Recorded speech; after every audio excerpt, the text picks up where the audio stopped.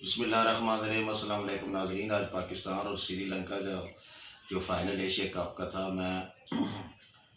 جیسے ہمارے کئی بھائی کہتے ہیں کہ انڈیا سے جیت گئی پاکستان کی ٹیم نے، بہت اچھا میچ کھیلا، جیسے افغانستان سے تھا بہت اچھا، لیکن یہ نہیں ہوتا، ایک ٹارگٹ ہوتا ہے کسی چیز کا۔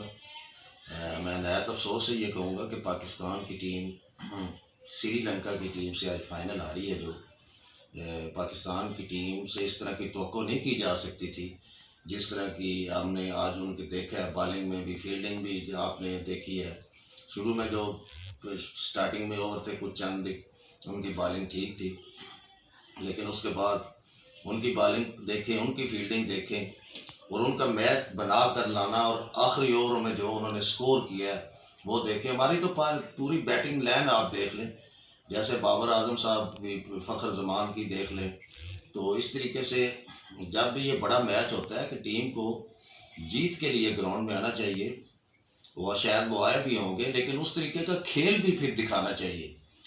کافی لوگ مایوس ہوئے ہیں پاکستان کی اس مایوس کنہ جو آج انہوں نے گیم کھیلی ہے، تو ہماری ٹیم میں بہت ساری خامی اور غلطیاں ہیں، وہ پوری ہونی چاہیے۔ اس کے ساتھ ہی میں اجازت چاہتا ہوں، ہمیشہ خوش رہیں، دوسروں کو بھی خوش رکھیں اور ہمیں بھی دعا میں یاد رکھیں۔ جو لوگ نہیں چل رہے ان کو باہر نکالیں، نئے کو موقع دیں۔